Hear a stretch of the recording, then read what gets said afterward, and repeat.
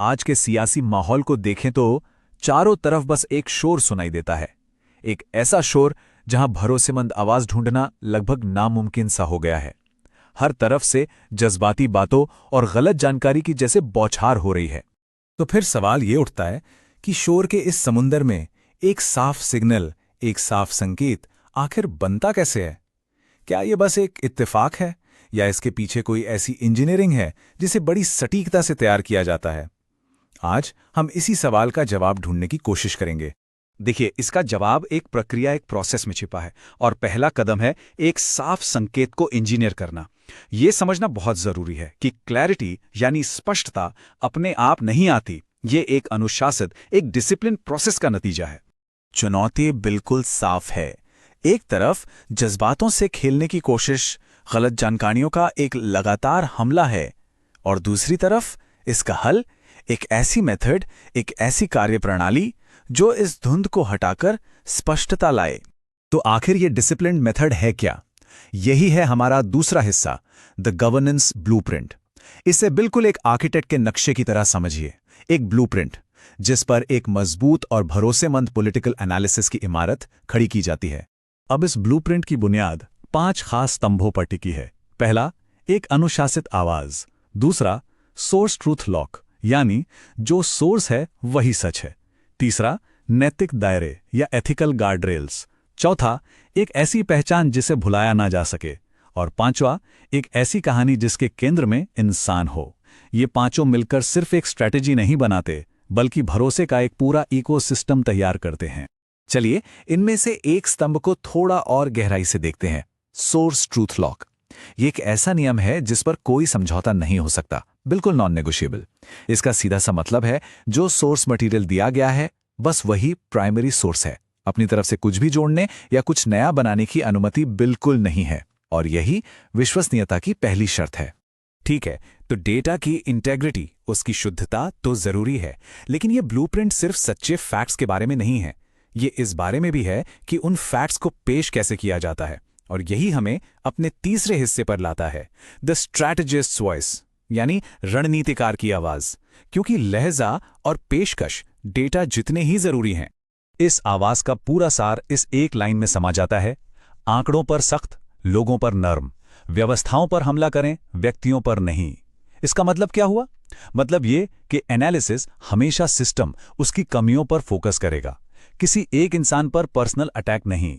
यही सबकी गरिमा बनाए रखने का तरीका है, और हमारे संवैधानिक मूल्यों में इसकी बड़ी अहमियत है कि हर चर्चा जिम्मेदारी और सम्मान के दायरे में हो। ये तुलना इस ब्लूप्रिंट की आवाज और आमतौर पर सुनी जाने वाली पॉलिटिकल कमेंट्री के बीच का फर्क बिल्कुल साफ कर देती है। एक तरफ शांत, डेटा ड्रिवन, निष्पक्ष और एक मैच्योर बातचीत, और दूसरी तरफ आमतौर पर क्या मिलता है? इमोशनल रिएक्शंस, पक्षपात और बस अपनी बात मनवाने की जिद। इन दोनों में जमीन आसमान का फर्क है। तो ये आवाज आम लोगों से जुड़ती कैसे है? कुछ खास तरीकों से, ऐसी कहानियां सुनाकर जिनकी जड़ें हमारी संस्कृति में हैं। छोटे लेकिन असरदार वाक्यों का इस्तेमाल करके, बात में वजन लाने के लिए सोच समझकर रुककर, और एम्पैथी यानी सहानुभूति के लिए रफ्तार को थोड़ा धीमा करके। यहां किसी भी तरह के नाटक या गुस्सा भड़काने वाली बातों की कोई जगह नहीं, बिल्कुल नहीं।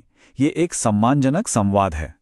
तो ये आवाज, ये पूरी कार्यप्रणाली, ये सब मिलकर क्या बनाते हैं? यही हमारा चौथा हिस्सा है, विश्वास का एक ढांचा। और ये समझना बहुत जरूरी है कि इस ब्लूप्रिंट के नियम ऐसे ही नहीं बना दिए गए हैं। ये विश्वसनीयता और लोगों का भरोसा जीतने के लिए एकदम जरूरी हिस्से हैं।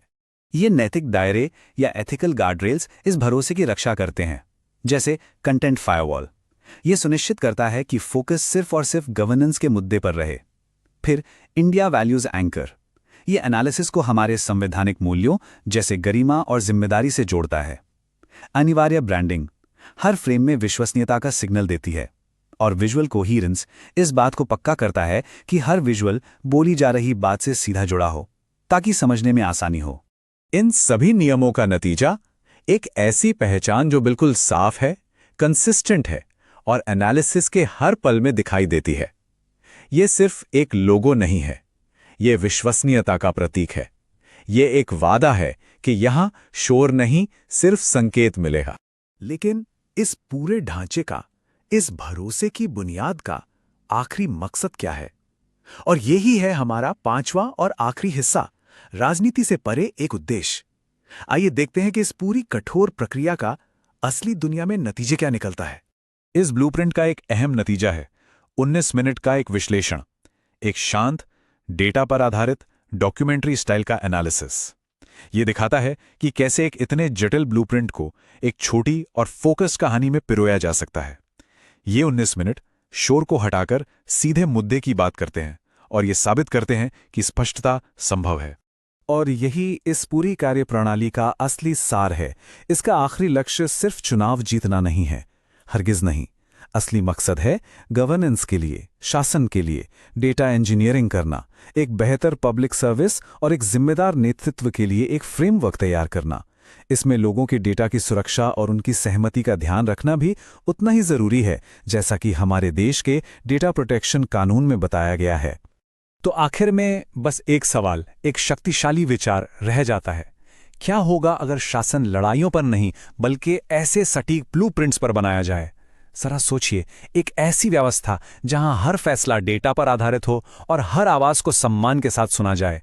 यदि आप एक जन केंद्रित नेता बनना चाहते हैं और अपने निर्वाचन क्षेत्र का उत्थान करना चाहते हैं, तो blueprintstrategies.ai से mg@blueprintstrategies.ai पर संपर्क करें या 08042041602 पर कॉल करें। राजनीति से परे एक उद्देश्य।